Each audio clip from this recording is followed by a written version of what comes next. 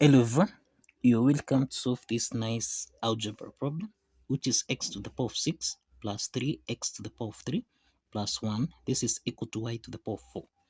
So what is the value of x and what is the value of y, given that x and y, these are elements of integers? Now let's provide a solution from here.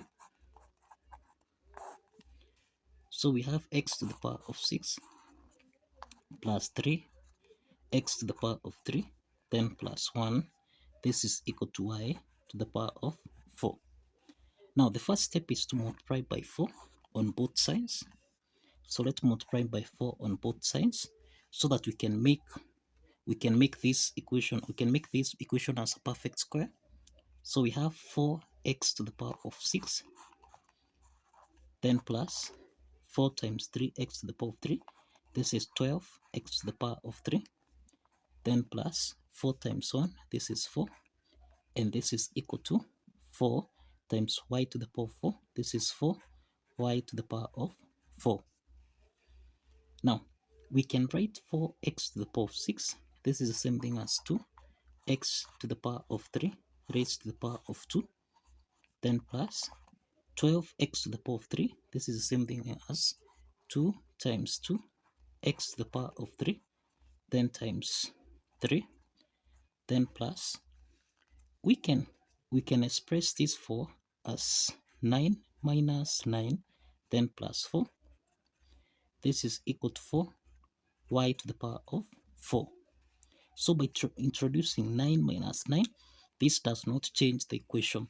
So we have 9 minus 9 plus 4. This is equal to 4 y to the power of 4.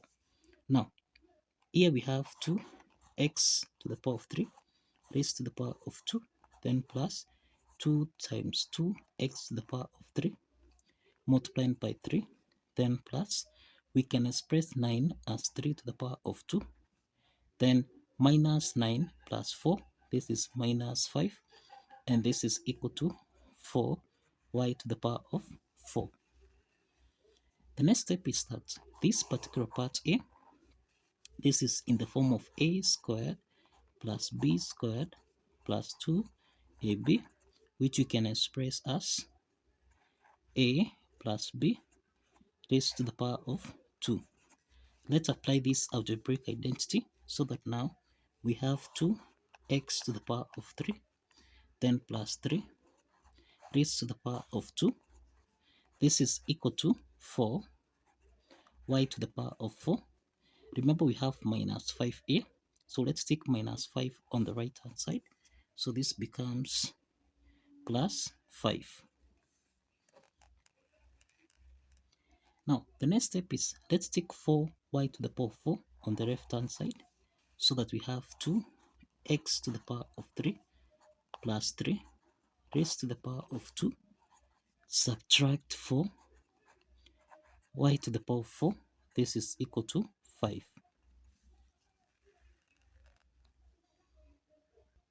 So this means we have 2x to the power of 3 plus 3 raised to the power of 2, then subtract 4y to the power of 4, this is the same thing as 2y raised to the power of 2, this is equal to 5. This equation you can see here, this is in the form of a squared minus b squared, which we can express as a plus b multiplied by a subtract b. Let's apply this identity. So applying this identity, then here we have 2x to the power of 3 plus 3, then plus 2y. Then here we have 2x to the power of 3 plus 3 subtract 2y. This is equal to 5. This is equal to 5. The next step is to get the prime factors of 5. We have 5 times 1. Then we have 1 times 5. We have minus 1 times minus 5. Then we have minus 5 times minus 1. These are the prime factors of 5. So let's call this case 1, this case 2. We have case 3 here, and this case 4. So let's start with case 1. Let's start with case 1. So we have 2x to the power of 3 plus 3 plus 2y. This will be equal to 5.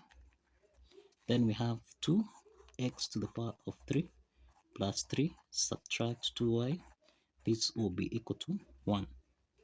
Now, these are systems of two linear equations. So let's sum these two systems of linear equations. We have 2x to the power of 3 plus 2x to the power of 3. So this is 4x to the power of 3. 3 plus 3, this is equal to 6. Then we have 2y plus minus 2y. This is equal to 0. And this is equal to 5 plus 1. This is equal to 6. So this means that 4x to the power of 3 plus 6, this is equal to 6. Let's take 6 on the right hand side so that we have 4x to the power of 3. This is equal to 6 minus 6. And this means that 4x to the power of 3, this is equal to 6 minus 6, which is equal to 0. So if we divide both signs by 4 here, we have x to the power of 3. This is equal to 0. Now, if we get the cube root, that is the cube root of x to the power of 3 and the cube root of 0.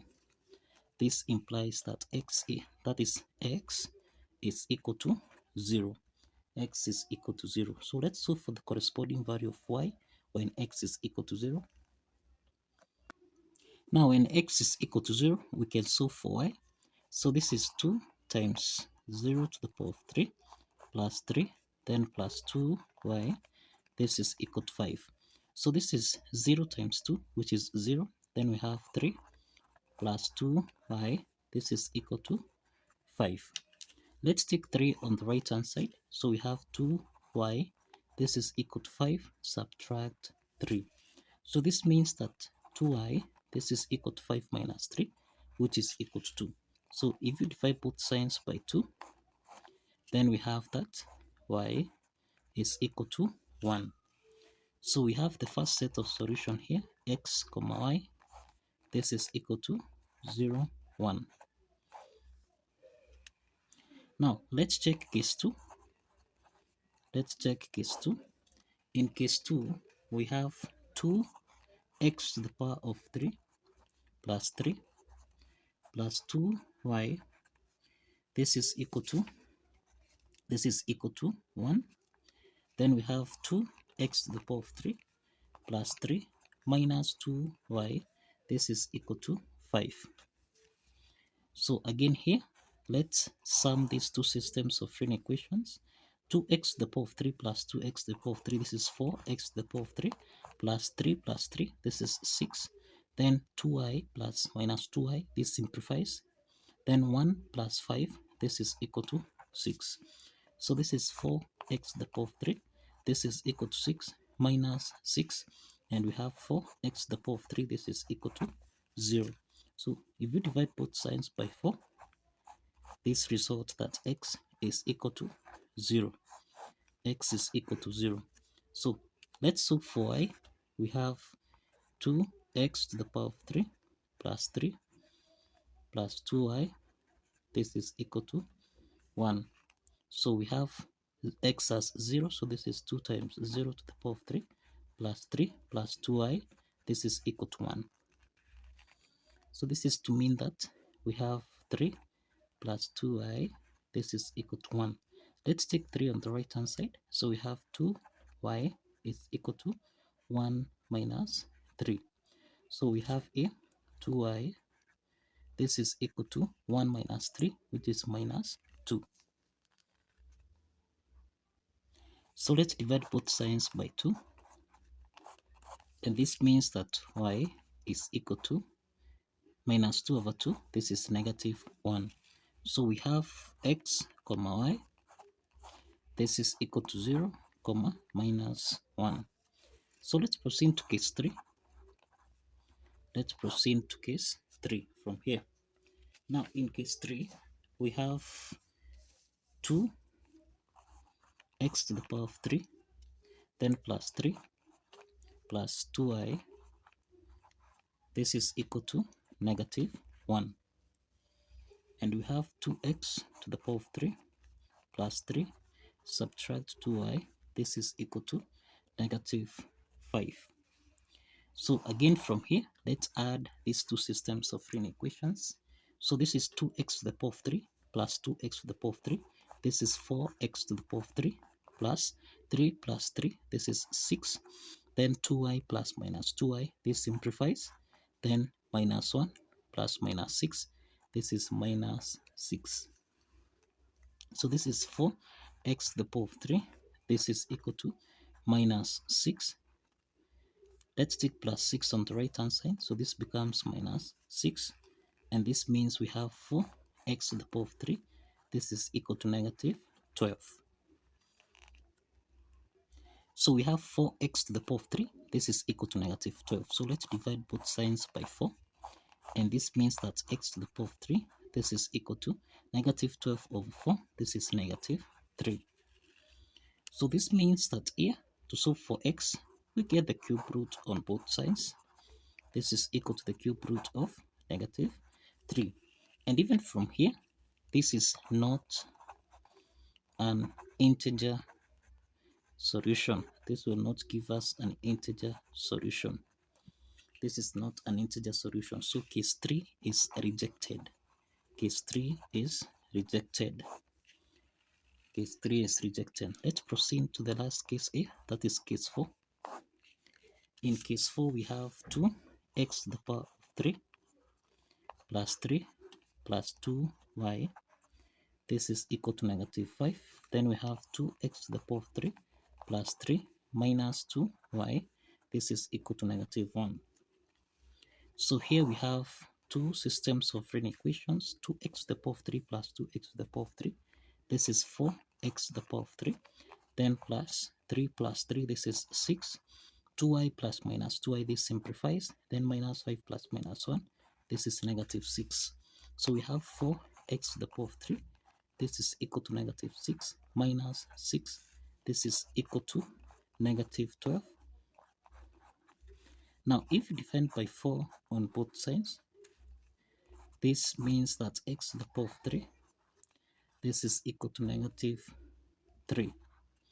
Simplify here, this is equal to negative 3. So if you solve for x here, this means we get the cube root on both sides. This is the cube root of negative 3. And this will not give us an integer solution. So this is not an integer solution. So again, case 4 is rejected. Case 4 is rejected. Now, we only have two sets of solution here. Let's check these two sets of solution if they satisfy the equation as follows. Now, let's check if these two sets of solution here satisfies the equation. Now, we have x to the power of 6 plus 3x to the power of 3 plus 1. This is supposed to give us a value of y to the power of 4. Now let's start with the first set of solution here, that is 0 and 1. So this is 0 to the power of 6 plus 3 times 0 to the power of 3 plus 1. This should give us a value of 1 to the power of 4. So this is 0 plus 0 plus 1. This is equal to 1 to the power of 4, which is 1. So this is to mean that 1 is equal to 1. The left hand side is equal to the right hand side. And this proves that the first set of solution here satisfies the equation. Let's check the second set of solution here. So we have 0 to the power of 6 plus 3 times 0 to the power of 3, then plus 1. This is equal to negative 1 to the power of 4. So this is to mean here we have 0 plus 0, then plus 1. This is equal to negative 1 to the power of